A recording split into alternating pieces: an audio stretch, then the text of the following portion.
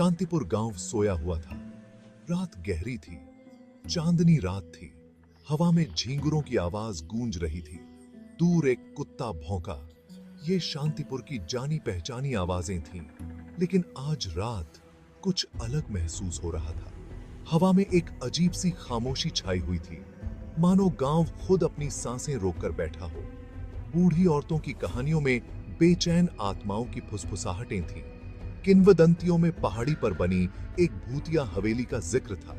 हवेली ऊंची और सूनी खड़ी थी, जो गांव को देख रही थी।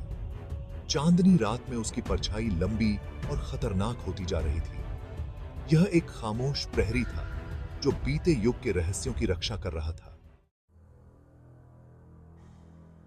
हवेली एक आलीशान पुरानी हवेली थी। यह कभी जीवन और हंसी से भरी हुआ करती थी। अब यह खाली खड़ी थी। इसकी खिड़कियां खाली आंखों की तरह थीं, जो गांव को घूर रही थीं। कभी चमकीला रंग फीका पड़ रहा था। दीवारों पर बेलें पंजों की तरह चढ़ रही थीं। गांव वाले दहला देने वाली कहानियां सुनाते थे। वे रात में अजीब आवाजों की बात करते थे। अंधेरे में अस्पष्ट रोशनी टिमटिमाती थी।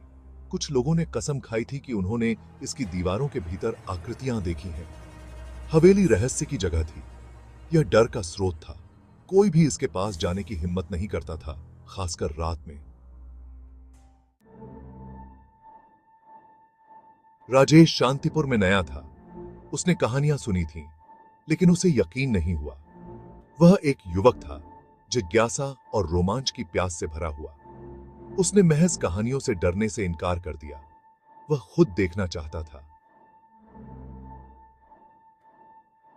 मैं इन पुरानी कहानियों से खुद को नहीं डरा सकता।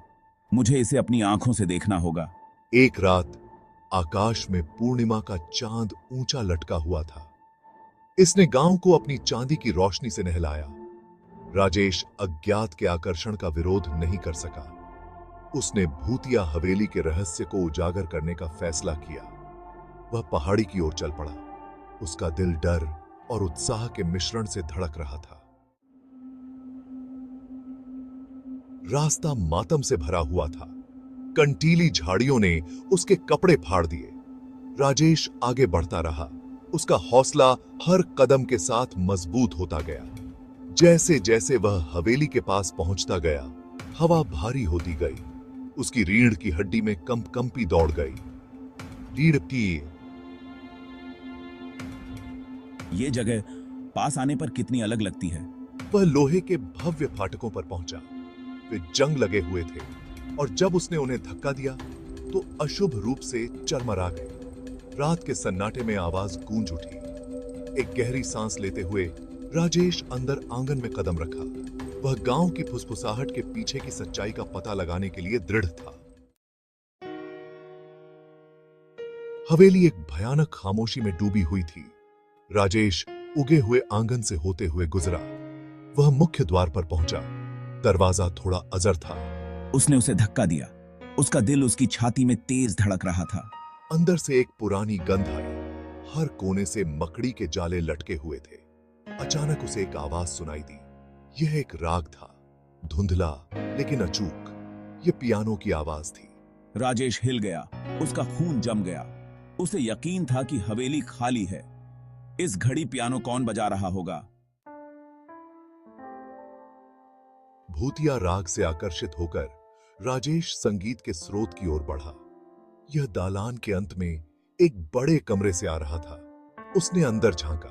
उसने एक ऐसा नजारा देखा कि उसकी सांसें थम गईं। सफेद साड़ी में एक महिला पियानो पर बैठी थी। उसके लंबे काले बाल उसकी पीठ तक लहरा रहे थे। वह एक उदास धुन बजा रही थी। यह वही राग था जो राजेश ने सुना था।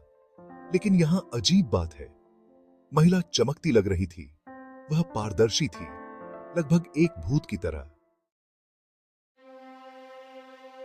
महिला ने बजाना बंद कर दिया और राजेश की ओर मुड़ गई। उसे देखकर आश्चर्य नहीं हुआ। जब उसने बात की तो उसकी आवाज कोमल और मधुर थी, जैसे हवा की झंकार। राजेश हैरान रह गया। वह हकलाने लगा। S2, media, man stuttering, man looking scared in dark hallway, gentle ghostly figure speaking.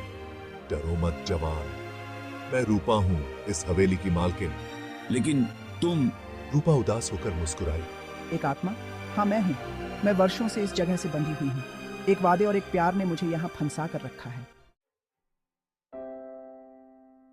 अगले 1 घंटे में रूपा ने राजेश को अपनी कहानी सुनाई।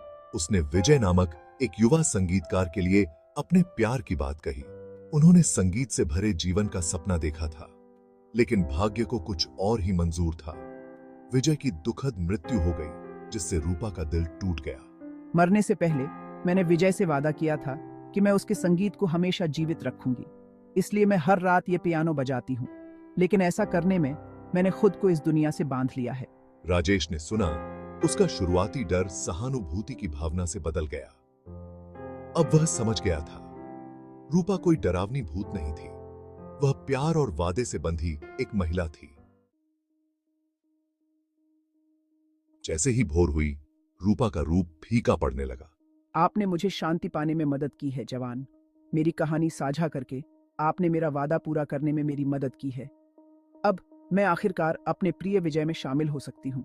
कृतज्ञ मुस्कान के साथ रूपा गायब हो गई। कमरा एक अलौकिक रोशनी से भर गया।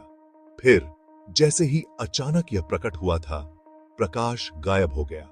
राजेश अब खामोश हवेली में अकेला रह गया था।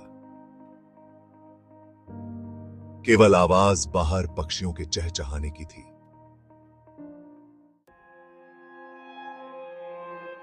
राजेश ने हवेली छोड़ दी क्योंकि सूरज उग आया था, जो आकाश को सोरे और नारंगी रंग में रंग रहा था। उसे अब डर नहीं लग रहा था। उसने महसूस किया कि कुछ कहानियां, यहां तक कि वे भी जिन्हें डर के साथ फुसफुसाया जाता है, वास्तव में प्यार और नुकसान की कहानियां हैं। पहाड़ी पर हवेली अब भी खड़ी थी। यह अब कम खतरनाक लग रही थी। सुबह के सूरज की गर्म चमक में नहाई हुई। गांव वाले अब भी रूपा की बात करते थे, लेकिन अब उनकी फुसफुसाहट सम्मान और समझ से सराबोर थी। राजेश जानता था कि वह इस चांदनी रात को कभी नहीं भूलेगा। उसने भूतिया हवेली के रहस्य का पता लगा लिया था। उसने खोज लिया था कि कभी-कभी सबसे अंधेरी रातों में भी प्यार चमकने का रास्ता खोज ही लेता है।